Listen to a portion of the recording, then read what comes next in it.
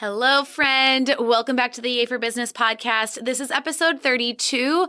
I'm Courtney Shaw, and we're going to be chatting about the top 5 topics, coaching topics that come up inside of Yay for 100K.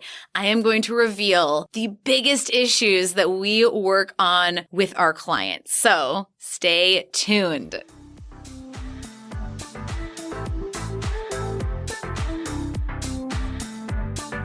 Okay, my little plug before we dive in is our conference is not very far away now. So I want to make sure that you get your ticket today over at CourtneyShaw.com/conference. Tickets are so affordable. This conference is valued at over $1,000 and we have some incredible speakers lined up. It's so focused. We're going to be focusing on how to really get your services streamlined, even if your services are really freelance right now or custom or you're writing proposals, how you could create a signature service, get that service booked out, and then turn it into your signature program. So if you're even just the least bit curious about this process, make sure to get a ticket for the conference. You really have nothing to lose. Even just one session showing up to that will be worth way more than 10 times the cost of the ticket. So please get that. We are not going to be hosting a conference like this again this year. So this is it. This is the way to sort of work with us in our most accessible capacity. And I so look forward to chatting with you and getting to know you at the conference. So again, those tickets are at CourtneyShaw.com/conference. And guess what? If you can't make the sessions live, no problem, because we have clients and customers all over the world. You're going to get 7 days access to all the recordings. So you just need to block out time that works for you during that week, and you can binge watch all the sessions to your heart's desire. We also have a really special VIP bonus day on June 4th. More details about that, how to get access to that VIP bonus day, and extra special trainings I have for you after you get your ticket at no extra charge. So get your ticket and you'll find out how you can join us on the 4th for our VIP bonus day. Now, that said, this conference is really such a great piece of value for our clients inside of Yay for 100K.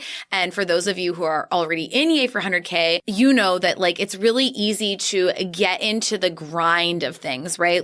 Just that, especially this year, we can't travel, we don't have conferences, we don't have events. It's so easy to get into the week by week. This is my to-do list. This is what I have to get done. These are the things I need to implement from the program. And all that's great, right? All that's going to help us get results. It's important. We want you to implement the program.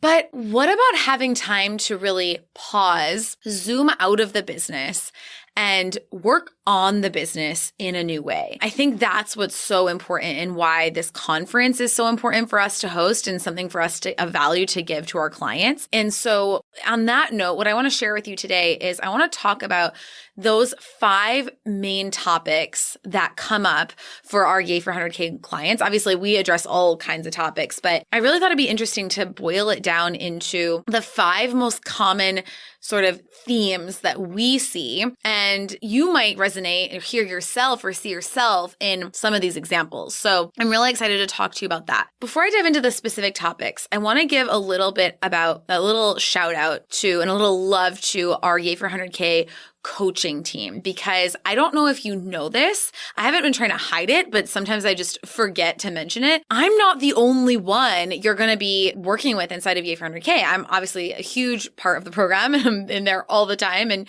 you'll see my face every week. But we also have an amazing coaching team of coaches that we've really they've downloaded my brain. We've worked with them very closely. They have been through the entire program. They know how to give every type of critique the way that I would give it. They also bring their own expertise to the table. And I want to share this because a lot of times what happens inside of our Facebook group or on our coaching calls is I will have my advice for our clients, right? We'll have a client post about one of these topics that I'm going to share with you, and I'll have my take on it. But one of our coaches will have their own take on that topic and their own advice. And what I love seeing is so more times than not, honestly, I will see a post after a coach has already answered it or already supported a client on that post. And I'll go in and I'll read the coach's feedback and I'm like, oh, that's way better than what I would have said.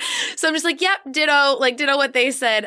It's so wonderful to not just be limited by my brain, but to have, yes, my brain downloaded into this program and all my strategies and everything. Plus, like our coaches, I think our coaches are better than me because they have that plus their own expertise and their own perspectives and all of that. So, and their own strengths and all of that. So it's really exciting. I just wanted to share that because really they're the ones that are supporting a lot of these questions and helping our clients have major, major breakthroughs. So let's open up the curtain. Let's talk about these 5 themes that we see inside of EA for 100K and talk about some, I'm going to anonymously bring up some examples of things that have happened and how our coaching approach is really collaborative and, you know, how we address these topics as well. So the first and biggest, this is the biggest topic that comes up for our clients. And I'm going to preface this by saying it doesn't always come up with them saying like, this is the thing I need help with. It'll often manifest as something else. And that's true for all of these things, by the way. Like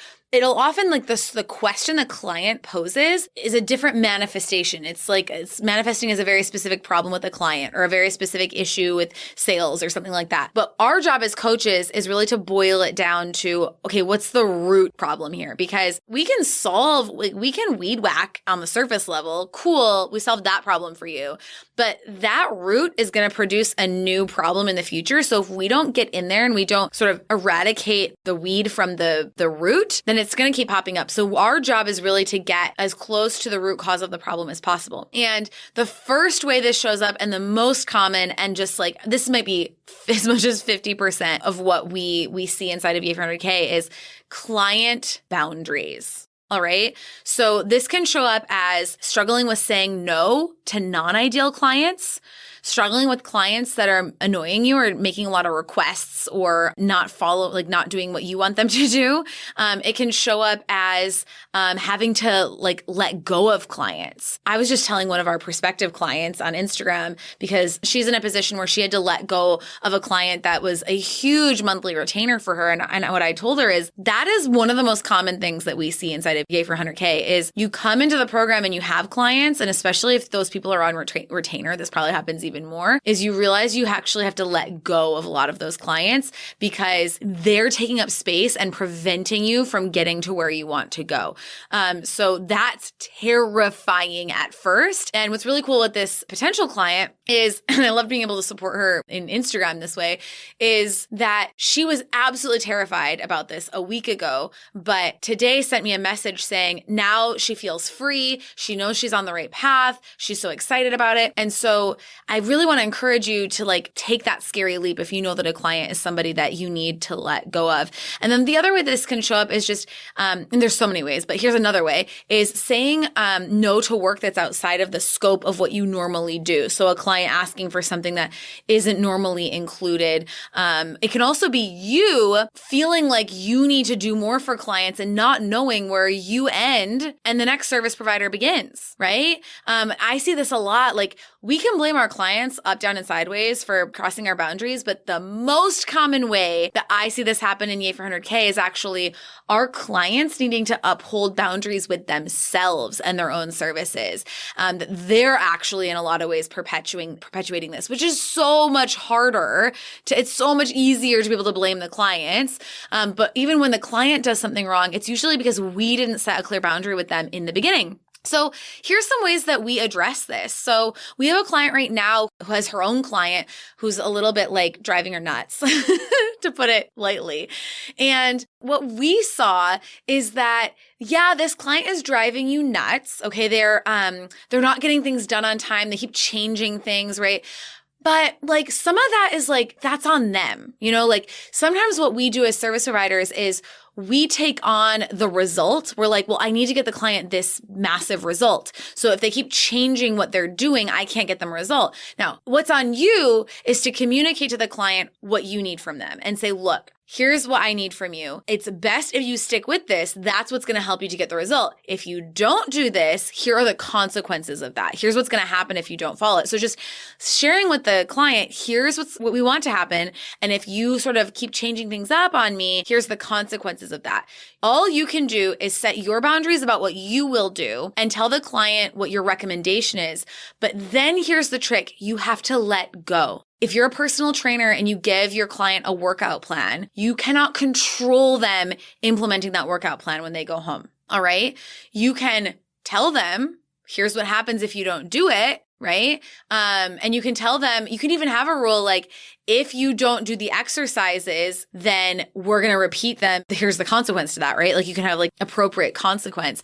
For me, one of them was with my sales page CPR was, if you don't submit your sales page copy to me by a certain date, you may forfeit your spot because I have no patience for that. Like you have to respect my time. I respect your time, get it done. Like for any of us who went to university or college, like if you submitted a paper late, like it didn't get graded, it's done. So I'm just like, yeah, that's how it is. Like you need to plan. If you don't do that, what happens is people will do whatever they want, right? And they're not trying to be annoying. They're not trying to drive you crazy. But if you don't have a strict boundary on when things need to be done and what happens if they don't get it done, and then you start getting resentful, they're going to actually start to get resentful of you because you're not communicating what you need from them. You're expecting them to read your mind. So another situation we had was a client who needed her client to submit some work by a certain date. Now, what I believe happened was it was in the contract that it needed to happen at this time,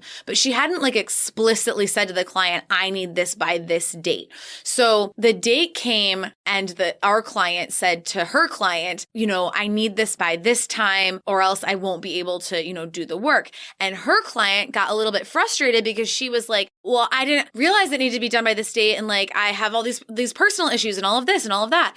And so then you get in these really icky situations where it's like, now I have to do it because I didn't communicate the boundary. So yeah, that's on you as a service provider. You have to learn, and you do this by making these mistakes, right?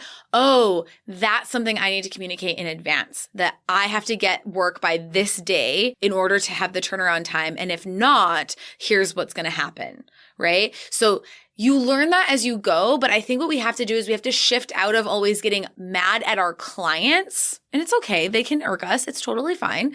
But instead of getting mad at our clients, ask ourselves, what is the boundary I didn't set? Okay. Now, here's what I'm going to give you guys a little notice here. There's a lot more to it than that, right? What ends up happening if we dig deeper is oftentimes our clients, what comes up is it's not as simple as just setting a boundary. There's a lot of psychology and a lot of beliefs and a lot of stuff, like baggage they have around setting that boundary, okay? So we can say the strategy is you need to set a boundary. Cool, easy, right?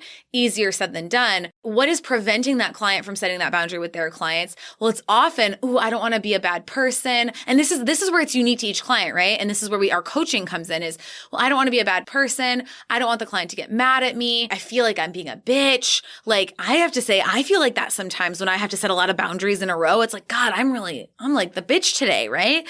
So what we want to hear is from our clients, and this is what we elicit as coaches, is what's the underlying fear? What's that underlying thing that you're afraid is going to happen if you set the boundary that prevented you from setting the boundary in the first place? And so that we can get it at the root and uproot it and not just be like, well, you should have set a boundary. That's your fault. We want to have that massive shift, not just that superficial shift on that one instance. We want to solve the problem so that in the future, it doesn't pop up as much. Now, here's what I will say is that with our clients, this is one of the best things I've learned running this program for the last year or plus at this point.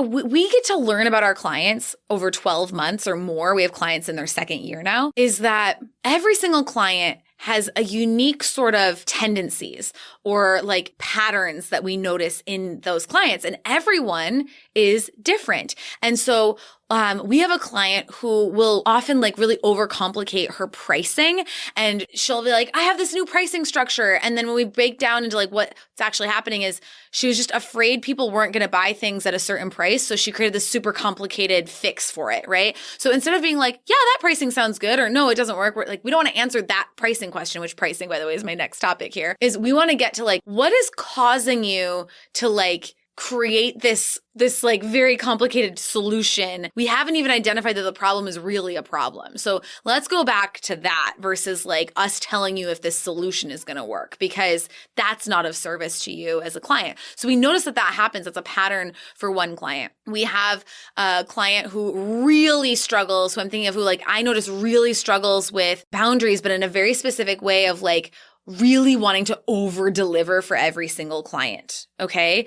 So that's another way that can show up. And so we want to make sure we're paying attention to our clients' patterns over time. And this is the beauty of doing a program for a year. And one of the beauties is we get to know our clients very intimately and understand that there's consistencies in who they are as people, obviously, that are going to show up in very different obstacles that they're going to encounter over a 12-month period, which gives us multiple opportunities to help them to grow through those problems. We have a client in her second year right now who has grown so much as a person, who has gone from feeling very like reactive to things and very like overwhelmed by changes, and now went through a launch that was somewhat not what she expected. It was a good launch. She did great, but she had some higher expectations. And instead of getting like really upset about it, we had a call. I was so amazed. I told her, she goes, I noticed I was like having this happen. And I was like, well, that's cool. Like, she was basically like, oh, now I can examine this and figure out what's going on. And I was like, oh my God, this is it. Like, this is what we've been working towards. So, and this is a client who, when she started working with us, didn't even know what boundaries were, like no boundaries. And now I feel like she's like a mini me. So I love it. It's so fun. Okay. So that's a lot on number one, client boundaries. But I have a whole podcast episode on boundaries, and I love boundaries and I am obsessed with boundaries. So I will talk about them all day long. I think boundaries kind of seep into everything that we are going to talk about. Let's talk about pricing. That's the second main theme. And pricing is a boundary. The boundary of this is how much you need to pay me in order for me to do this service. It's a boundary, right? So here's some ways that pricing pops up in EA for 100K. And I'm sure, as you can imagine, a lot. It's a huge topic in EA for 100K. It's a huge topic in any business program. So ways this shows up. Number one, trying to justify raising your prices. So people get really scared about raising prices. They'll go through our client capacity calculator to see how many clients they need to have to hit their revenue goal. And they realize they have to double their price in order to hit their revenue goal. And by the way, if you haven't gotten the client capacity calculator, get that on our website right now, CourtneyShull.com or CourtneyShull.com/calculator. You can download it. This is the reality check every single service provider needs. It's not a sexy thing. It's a necessary thing. This is what real business owners do, okay? So we need to know how many clients we need to hit our revenue goal. Can we actually even just deliver our service? Do we even have enough hours in a week to deliver our service to the amount of clients we need to hit our revenue goal? And that's what 90% of service providers have no idea. So if you're in that case, you are far from alone. In fact, like, please come work with me because I love you. Like, I'm like, yes, we can help you so much because there's so much potential there. And what's going to happen is when you see, oh my God, I need to raise my prices, all this psychology is going to come up for you around what that means. And I'm already struggling to sell at this rate. And like, people say I'm too expensive. So how can I double the price and get clients? Well, the truth is that it doesn't really have anything to do with the price. It has to do with your messaging, your positioning, and your marketing. Okay. So that's what we do in phase one. One of our first exercises with our clients is the Read Your Target Client's Minds exercise. It's one of the most important things we do in the program. And we need to make sure your positioning is on effing point, right? Like, it will come back to it over 12 months. It will get refined and refined and refined, because knowing how to talk about what you do so that when people see it, they go, oh, I need that, is absolutely necessary. If you are a life coach or a career coach or a business coach or any kind of coach, I'm especially talking to you, because we have got to tangibilize what you do, and we've got to position it so that it is so clear to people what those tangible results and benefits are from working with you. It can't be like changing your life and like feeling fulfilled and confident. Not good enough. Okay. That's why the clients aren't coming in. I promise you. So the sooner that you start to accept that, the better, because I see people fight that for months and years, and it's just struggle bus time for a long time. And I was in that for a while too, because when I first started my business, I wanted to teach people how to be happy. That was my first business idea. Then I went into sales page copywriting, much more tangible. I was like, people are going to be happy because they have this awesome sales page copy. So I found like a much more tangible way of doing that. Okay, back to the pricing topic. Yeah, you're going to feel some kind of way about raising your prices. Full disclosure, we're raising the price of EA for 100K in June. So this conference this month is going to be your last opportunity to enroll to work with us at the current price. price. It's fully worth the raised price. That's why we're doing it. But I have, every time I raise prices on any program, have a little bit of that like, ooh, like what's going to happen? Like it's a little nerve wracking, right? So, but I've been through this enough that I know it's going to be totally fine. I have no real doubts, but that lizard brain will pop up every so often. One of my coaches, Mariah Cause, I love the way she says this is, and I've had some Courtney rants on this as well in our program, in our coaching calls, is you have got to get out of your clients' wallets. Stop trying to hack their bank accounts. Here's what I mean by this. You are judging how much money you think people have to pay you. You are assuming, and we have clients, and it's usually the clients who the most want to be of service and have the biggest hearts. But what they're doing is actually so infantilizing and enabling and disabling. I know that might sound like it's not possible, but to their clients by not respecting that their clients have money to pay for things. And I did this for a long time because I didn't have money to pay for things. And I thought that, and then I looked back and was like, no, I enrolled in B school when I had $500 to my name. So I found and I hate when people say like, if you want it, you'll find the money. I think that's like very generalized, privileged thing to say. I think there is some truth in some nuance of that though, that like someone can have the same amount of money in their bank account and all circumstances equal. And one person will say, I don't have the money, and one person will invest. Okay. So you have got to stop making judgments about how much money your clients are willing to spend on things for them. Your job is not to decide how much money they have or what they're willing to pay. That is not even remotely what you do in marketing, is like, how much money do they have to pay for things? No. Because I will tell you, I've had people tell me that they don't have the money to pay for something that's $500, and then I see them buy something that's $5,000. Okay. So it's not about not having the money. When someone says they don't have the money, what it really means is, now, unless it's just like they flat out don't have the money, but even then, this is a little bit at play. Okay. What it also means is, to varying degrees, is I don't see the value in spending that much on this thing. Okay. Again, I'm trying to put a lot of disclaimers around this because I don't want to perpetuate this, like, if you want it, you'll find the money. I think in some instances that's true. I think if you really believe something's going to give you an ROI, like, you're more willing to find the money to do it. I also think that can be really dangerous advice to give people, especially people who are spenders and spend a lot of money and aren't getting ROI. So, one thing Denise Duffield Thomas says, and I have a podcast interview coming up with her that will be really great. We're going to talk about ADHD. It's an awesome interview. But we talk about the fact that, she was saying she wanted to enroll in this big mastermind that was like $18,000. And she almost like took out a credit card just to put it on a credit card. And instead she was like, no, like, how many of my boot camps would I have to sell to get that? Right. And her boot camp is $2,000. So she's like, okay, I need 9 clients, 9 students in order to do this mastermind. So why don't I go sell to those 9 people? I think that's a really healthy way of looking at it, because you're still looking at the ROI. It's not just like, oh, let me find the money by like putting it on some 20% APR credit card, which, by the way, I've done that, and like, no judgment. It's personal decisions. Everyone gets to make their own decisions about their money, to be very clear. But you need to get out of, you need to get out of your clients' financial decisions. Okay. Now, this is where I don't practice pushy selling. If someone's like, I don't have the money, I'm never like, yes, you do. I'm just like, okay, that's fine. Like, no worries. Let's go back to talking about your goals. Like, let's just forget about it for now. Right.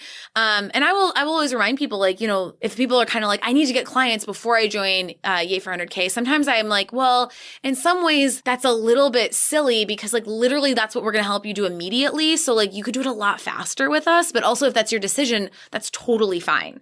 Like, I respect that. So anyway, my rants about pricing aside, I have a whole podcast episode about pricing. I think one thing I want to encourage you to do is to base your pricing on what you need to take home to feel good about what you're offering. And then we can get the positioning and the marketing to match. Okay. But don't base the pricing on your fear of what other people are willing to buy. Because at this point in my business, I've had prices ranging from like dirt cheap, $12 to closer to $10,000. And there's always people, you'd be surprised how many people who are willing to spend more. But you're projecting your beliefs on them. Or you're hearing a lot of people say like, I can't afford it. And then you're like, oh, I must lower the price. No matter what price point you have, you're going to have people saying, I can't afford it. I promise you. And here's what I'm also going to say. It's harder for me to sell these damn conference tickets than it is for me to sell my much, much, much more expensive program. Okay. So it's the pricing, and the lower price does not mean more clients. It does not mean more money. We have clients who launch their programs the first time at like, let's say they launch it at like $500 and then they increase it to like $1,000 and they get fewer students and they kind of worry about that. But I'm like, but like you made the same or more amount of money. So wouldn't you rather have fewer students and more money so you can really support those people versus like more students at less money?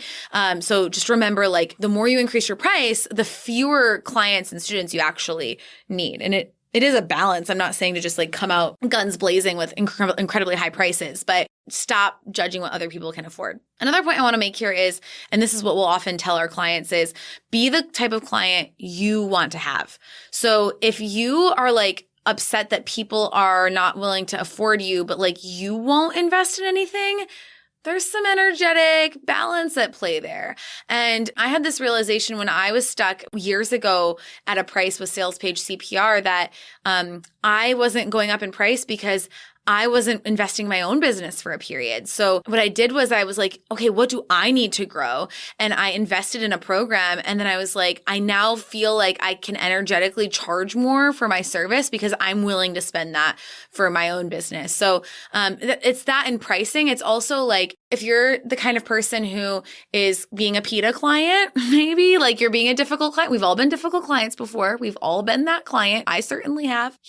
Like that's not good juju either. So let's try to embody, if I were the service provider, how would I feel about me as a client and, paying people on time and being really respectful in email and having reasonable expectations about turnaround times and, giving people good feedback, but also like critical feedback, but also telling them what they're doing really well, are things that I would definitely encourage you to practice. So pricing is just a theme that we see a lot, mostly in the sense of when service providers come to us needing to raise their prices. It's absolutely terrifying. And we see it almost every time. And I just want you to know preemptively, you're not alone. Okay, the third topic I see the most is topics around list building. And the reason list building comes up, and I just did a podcast episode about this, but the reason that list building comes up is because it's constant, it's never ending, and it's the most important thing for you to do before you launch your program.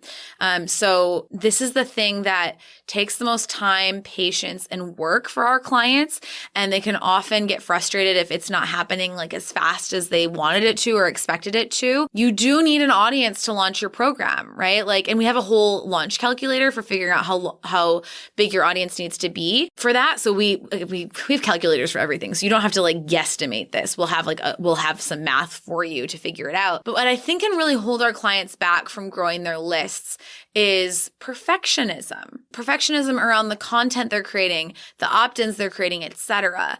So what I want to offer you who are listening right now, and as well as our clients, is if you're going to be a perfectionist, this game is going to be very painful. My approach when it comes to content is just throw shit at the wall and throw strategic shit at the wall, right? We have a 5x5 content matrix for our clients to come up with strategic ideas, but that's not supposed to box you into you can only do these topics. It's supposed to inspire you to start thinking in terms of more strategic content.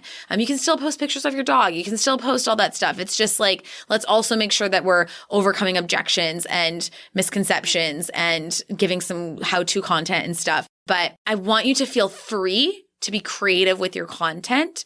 I want you to have fun with it. I want it to be light. In my last podcast episode, I gave tons of strategies for this. And that was really my goal, is I want to lighten things up a bit. This can start to feel really heavy. And for me right now, so let me tell you what I'm doing right now. I'm recording this podcast. What I did was, and you might have heard me say this already, but I rented a podcast or a recording studio. It's $25 an hour. So cheap. I brought my own computer, my own phone microphone that you can rent the equipment for a bit more. I think it's maybe $100 an hour. And I, this morning, woke up and was like, what are the episodes I'm going to record this afternoon? And I had general ideas. I'd already mapped out some of the content. That was lucky. I'm not always that prepared. But I'd spent about 30 minutes outlining 4 or 5 podcast episodes. And I'm going to sit here, I'm going to record 4 or 5 podcast episodes.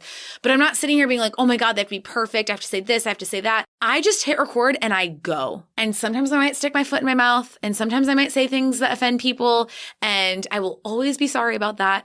But I'm not going to stop and wait until I have the right words and the perfect way of saying things.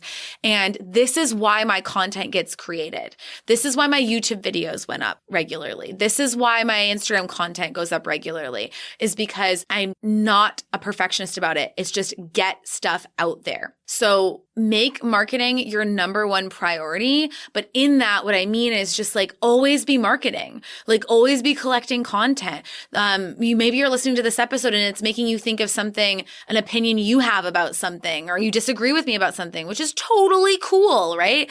You disagree with me about something and you want to create content to say your opinion. It doesn't even have to be like, Courtney said this and I say this. Oftentimes I'll do that. I'll create content being like, this is my opinion about something, and it's based on me disagreeing with someone else, but I don't like call them out. You can call me out. It's totally fine. I'm not trying to prevent you from calling me out, but just like let yourself naturally generate that content. And I just said the word generate, and it reminded me that, I have a really good friend, Bria, who is a human design expert. If you haven't heard of human design, it's fascinating, and I'm not going to be able to explain it, but basically it uses like astrology and all this stuff to like tell you your design as a human.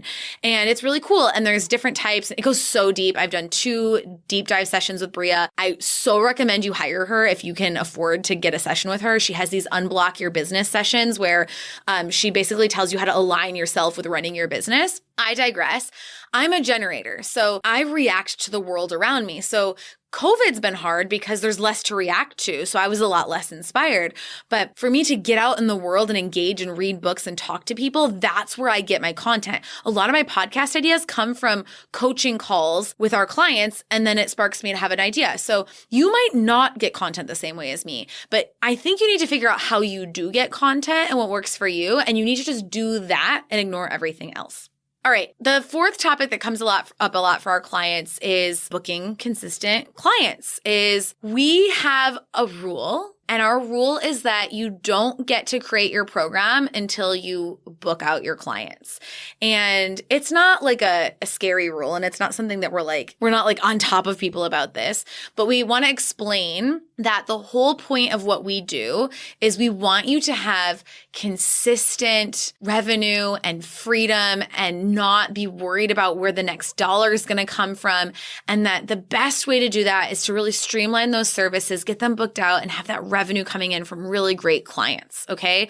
So we know everyone's really eager to launch their program, but we want to make sure those clients are getting booked out first. So then when we enforce that with our clients, they're like, okay, wait, but how do I get booked out? So what happens is there's very simple ways to get booked out with clients, which we teach. And what happens, we notice is then our clients, they'll get themselves booked out, but then they're booked out and they stop marketing their services. So then they get frustrated, like, I was booked out and now I'm not. Now I'm stressed so what we want to make sure, and this is what we tell our clients, is that you are marketing your services regularly. That even when you are booked out, you're marketing your services regularly using some of the strategies we teach. So for example, I've talked about this a lot in the podcast, but every week on Instagram or whatever your social media platform is sharing how people can work with you. You can put it in a slew of Instagram stories or something like that, but you don't stop doing that because you currently have clients booked for the next couple of months. You keep doing it. This is your business. It's all the time activity, not a this month I have clients, now I don't kind of thing. We don't want to get into that cycle. So if you need to outsource that to your VA, have your VA do it. I don't do that because I would forget to do it as well. Have someone else do it. This is indirectly/directly going to book you more clients. So this is exactly the kind of task that you want to give to your VA. So we want that to be sort of boring and easy, which isn't, for ADHD brains, that sucks. We need stimulation and excitement and fun and new. But we want the boring and easy, regular promotion going out. You also want to make sure that you are mentioning your services everywhere so that if I go to your Instagram, instantly I know how to hire you. If I download your freebie, through that freebie, you're basically selling me on your services. If you have a podcast, then you're sharing how to come work with you. Like it's always like, as Denise always says, like all roads lead to boot camp. And it's like everything needs to lead to your offers. Nothing is just existing by itself outside of an offer. It's all leading there. So making sure that you're doing that. And then this is, again, really unsexy, but the biggest way to book clients is to go back to what relationships you already have and ask for referrals or let people know that you're booking. Like you have to communicate that regularly. So having a monthly email that goes out to past clients, offering them another opportunity to work with you if you have a repeatable service, or, reaching out, ask people if they know anyone who would be a great fit for your services, making sure your current clients know that you book clients based on referrals. That's how service providers get clients. Period. Okay. All right. Finally, the fifth biggest topic that comes up inside of Yay for 100K is being too busy. Oh, this one. This is the one. This is the one. Okay. So not having time to work on your business. And these are our clients who we notice like they're in the program and then they don't participate. So we want to make sure it's really clear, like, you need to block off time on your calendar to work on your business and F off all other work during that time. This is on you, my friends. If you've gotten this far in this podcast episode, this is you working on your business. So congratulations, but this is on you, okay? You are allowing client work and everyone else's needs to come into your space. So I need you to stop checking your email and your phone and all that stuff during the time that you work on your business. Let people get mad. They won't get mad, by the way. They'll figure it out. But you are loving being needed and you're loving being at the beck and call of people, even though it's stressing you out. You have got to protect your time so much more. You have to work on your business. Now, I just did some podcast episodes about like CEO time, and Service Smackdown for service providers is one of our top episodes of all time. It's, I think, episode 10. I've talked about this a lot, but this is a huge problem. It really is the reason I created Yay for 100K, and I want to save you from this trap. But I cannot force you to make time to listen to me. You have to do that and stop being a victim to your business. Like point blank, I feel for you. It's hard, but like there's nothing else that we can do or any coach can do until you say, Monday mornings, I work on my business. Nothing else comes in during that time. And then you have boundaries on your own self. Okay, that you don't check email or phones and things during that time. Let it go to voicemail. Let the email sit in the inbox. Guess what? I am the slowest to respond to stuff. I am the least available person ever, and it's totally fine. So you probably have a lot of fear around like, oh my God, people aren't going to function without me. You've got to let it go. You got to force yourself to be very uncomfortable in that. Okay. Folks with this problem get caught in a catch-22 of not having time to work on the business. And then because of that, their business doesn't grow. And then they take on more clients that aren't a good fit. And they're just like in this endless cycle of not growing their business. They're convinced that more client work is the answer. And it's literally the problem. They're prioritizing client work over everything else. So if a client comes and wants to work with them, they will squeeze every ounce out of their day to fit in more client work. This absolutely comes from a place of scarcity and lack. And we've had clients successfully get out of this for sure. I won't lie. We've also had a couple clients not successfully get out of this, and they've still had a lot of growth, but this problem is it's so problematic. It's such a big one. And so I passionately am pleading with you, if you are in this position, to please block off CEO time for your business and just start with not doing, you don't even have to have plans during that time. Just don't do anything. Just don't do client work during that time. Client work is not the work. All right. You are working in your business, not on your business. You're not a business owner. You're just a glorified employee in your business, and it's super stressful. So we need to swap that. We have to prioritize working on your business, being the CEO, and then in your business is not your job. You need to hire people. You need to get help if you're in that position. And you also need to be willing to say no to clients. And that here again is where we would in Yay for 100K want to dig into the root cause of what's happening there. What is the fear, right? Like I said earlier, what's that core fear of what's going to happen if I say no to these clients, right? And so that's really our strategy for getting people unstuck from that problem, number 5, which we see a lot. So just a quick recap, those 5 themes are client boundaries, pricing, list building, booking consistent clients, and having too many clients, not having time to work on your business, okay? Being too busy. We're going to be talking about a lot of this stuff at our conference. These things are pillars, right? Like, especially like some of them are more strategy, like booking more clients, list building, pricing. The client boundaries and not having time to work on your business go hand in hand. That's where we get into that mindset stuff that we'll talk about. And we're going to have a whole panel on being booked out, our booked out bosses, our clients who are booked out, and talking about what changes they've had to make and how they're getting booked out, and also what they didn't expect would happen when they booked out, right? And what that transition starts to look like going from having a booked out service-based business to launching a course. All right. So again, go get your ticket, CourtneyShaw.com/conference. I know I'll see you there. If you've made it this far in this episode, like, you better be joining us, because clearly these topics are resonating with you. It's exactly what we're going to dive in on more. So this is just a teaser. This whole podcast is just a teaser for the conference, which is awesome and more in depth, and also just a teaser for Yay for 100K, right? It's all stepping stones, right? So you get to decide how far you want to go, but the conference is the most accessible way to work with us at the highest value. And it is literally just this one time this year. We will not be doing another conference this year. So this is your opportunity to get that. I'm pleading with you. I'll have a little outro after this that's pleading with you. So go over to the CourtneyShaw.com/conference, get your ticket now. I will see you there. Thank you so much for listening, and I will chat with you next week. Yay! Thank you so much for listening to today's episode. If you love today's content and are ready to finally start making a full-time income from your business this year, make sure to get on the wait list for my program, Yay for Clients, over at yayforclients.com, and you'll be notified the next time enrollment is open. Or if you're already booked with clients and you want to learn how you can turn your signature service into a signature program and add 100K of revenue to your bottom line, come apply to my group coaching program, Yay for 100K, over at CourtneyShaw.com/apply. Thanks again, and have an awesome day.